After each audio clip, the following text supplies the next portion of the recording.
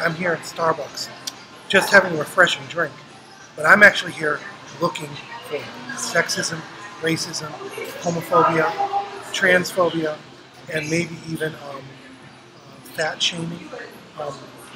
So let's see what's in here. Racism. In this box. Systemic racism. In that box, homophobia. Now, I emptied this out. I thought I was just going to make a Starbucks refresher. But you know what I drank? Transphobia. What's my point of all this? So, I'm sort of making these videos, which I guess are like sort of admissions of a recovered social justice warrior. I was never really a social justice warrior.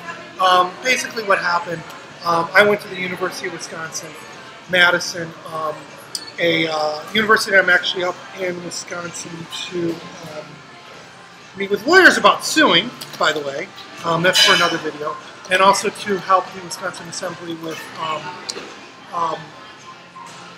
Assembly Bill 299, which is the first campus free speech bill, guaranteeing free speech on campus. So let me talk about one of the problems with the sort of social justice warrior mentality about and how it affects people, why I think it's problematic, and why it seems to act like a mental illness. And I think, in fact, if you did studies on it, you could find that it did breed a mental illness. It does, seed a mental illness. And, not all mental illnesses are biological, many are behavioral because it changes the pathways in our brain. So there is a concept in psychology called mind reading, right? And one of the signs of mental illness is mind reading, right? And it is, literally sort of assuming you know what somebody says. And this relates to microaggressions because, it's like assuming that when someone says what country you are from, there's some sort of homogeny involved in, sort of disbalance. When it's actually a legitimate question. In the corporate workplace, sometimes it's asked because the corporation has projects from different countries and they want to know if a new worker speaks the language of that country or has relations in that country for sales or something like that. So it's a generally legitimate question. It's not a loaded question, right? And it should be answered politely. It's a question that I've had my whole life. And, you don't assume why people said that, right? Some people may ask something with negative intent, but I've also often found that people will reveal that. They will usually maybe ask you something about a country your parents are from and then finish up with something negative about it. But SJWism gets into mind reading. It assumes it knows what people are thinking and saying what their motivation is. And that's a very serious pathway to mental illness because we can't mind read, right? We don't know what people are really thinking.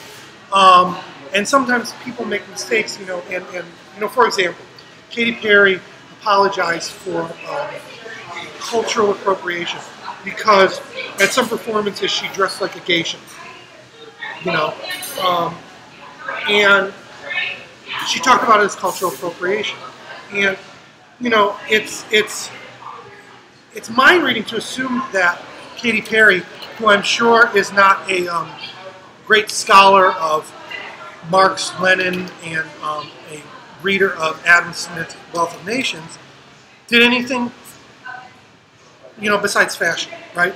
And sometimes when people have a particular intent, that's all something is, right? And I mean, this is a basic post-structuralist argument. I'm going to try to interview Jordan Peterson for my podcast, and he talks a lot about postmodernism, but he actually has a big misunderstanding of postmodernism. It actually doesn't exist. And to tell you my authority on that, Jean Baudrillard, the French, before he died, the French philosopher, said that I was the only American who got him, and the other post-structuralists. They didn't call themselves they didn't call themselves postmodernists. And post-structuralism was basically trying to show everybody that there are scientific truths, everything besides those scientific truths is a construct, right? We build things that are separate from those scientific truths. And because, they did say they were post-Marxist, and Marx is very concerned with science and just the essentials of science, right? Real Marxists are not into identity politics and like SJWs. And post-structuralism was to show that things were created. It was to show that race was created, right? John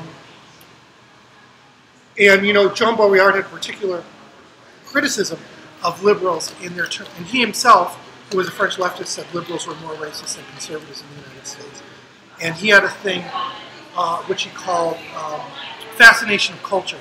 And what he said is that what the liberals do in the United States is they reduce people of color to a certain primitivism, they don't dignify them as scientists, they dignify them for their, what they see as primitive traits, dancing, glorifying their religion, things like that. I sort of wanted to maybe talk to him a bit about that because, another problem with SJWs is their misunderstanding of post-structuralism. But at the base, I want to get back to the point of this. Mind reading is very dangerous for people, right? And the culture of SJWism it encourages particular behaviors, which are bullying behaviors. And what it does is it has people gang up on people, all making the assumption, making the accusations. Now, psychologists in the United States don't believe in mass hysterias. They don't believe in mass psychosis. I do, right? I'm much more into zeitgeist thinking. And if you want to know anything about U.S. academia, it's mostly gooey. It's not regarded very well in the world anymore. For example, it doesn't believe in behavioral economics. How could you not believe in behavioral economics? Like, behavioral economics isn't taught in universities. But, there are mass hysterias, right? And human psychology for survival creates sort of sometimes mass psychosis. Of course, this was how people got involved in human sacrifice. So they transfer this sort of mental illness into this, into like a sort of mass psychosis. So it's the idea, it's like a viral thing, right? If you want to read a really, really good book about this sort of thing, read Jose Saramago's Blindness, right? And blindness very much relates to, it was a predecessor to the sort of SJWism, and it's about a whole society that makes itself believe that they're blind, right? And of course, our analogy was societies becoming completely blind to their behavior and getting involved in groupthink instead of individuated behavior. If you can read Portuguese, read Blindness in Portuguese. These were things that I saw, and they encourage you to become involved in it because you become ostracized if you don't. And this was, of course, how Guzman got people involved in the Shining Path. This is what Mao did to a certain extent.